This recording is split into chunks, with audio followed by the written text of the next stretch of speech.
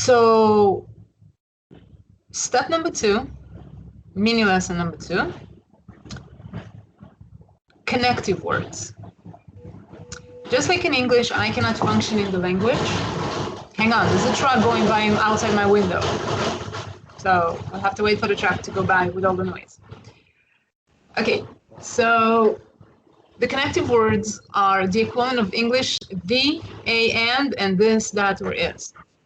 Those relatively simple 3 words in English actually have 4 words each in Spanish. Now what happens is, in Spanish, every object is either male or female.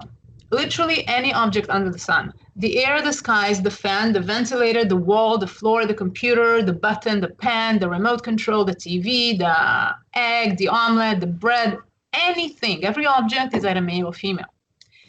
Now, because it's impossible to all of a sudden learn 400,000 new words and immediately know if they're male or female, that area is the most common one where people make mistakes.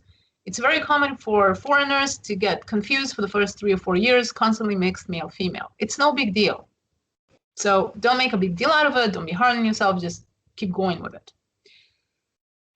Not only is it male or female, it is also plural.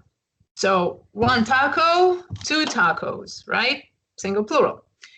The plurals also have 2 options, depending if it's plural females only, 2 quesadillas, 2 cervezas.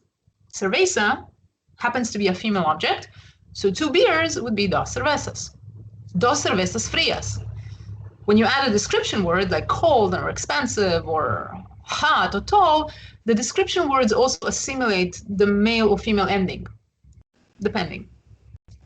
So again, it's the area that the most common to make mistakes on, but it's no big deal. Nobody expects you to get it right out the gate. Nobody expects you to know 400,000 words within a year or 2. It's just a really big task. So for that reason, we're going to start with the subjects of the, a, and this, that, and is. So in English, you say the in front of anything. The husband, the wife, the son, the daughter, the car, the job, the air conditioning, the breakfast, the sausages, the whatever, right? You put the in front of people or object, doesn't matter. It makes them the subject of whatever you're about to say. Spanish actually has 4 words for that. Single male, single female, multiple females only, multiple males, a mixed company.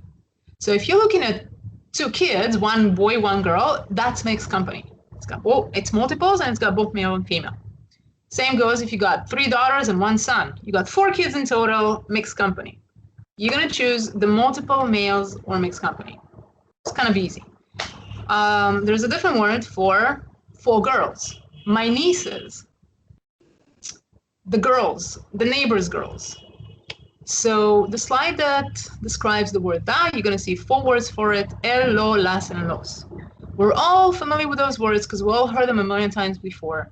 If you didn't know what they stand for, now you know. Los Angeles is the angels. That's why it's a male. So just get acquainted with it. You don't have to immediately remember all 4 words, but somewhere down the line you want to. It's gonna help you clear what it is you're hearing, because everything is gonna align. If I'm talking about my cousins who are all males, all male description words in my sentence will be male description words, etc. So even if you didn't understand a word or 2, by zooming in on the los, you'll be able to accurately understand I'm talking about plural males or mixed company. So those things are really huge clarifiers within sentences. And so it's kind of bridging the gaps where you still don't know a lot of words. Doesn't matter if you don't know 2 or 3 words there. You'll be able to accurately understand what you're hearing. Next is the slide that goes to A and N. In English, you say an apple, a car, an umbrella, a boy, a girl, a dog, So you put that also in front of objects. Spanish has the same thing. It's either male, female, plural males, multiple females, or mixed company. So in English, A and N work because depending if it starts with a vowel, an umbrella, an apple, right? That's why you do that, and then you say a car, a dog.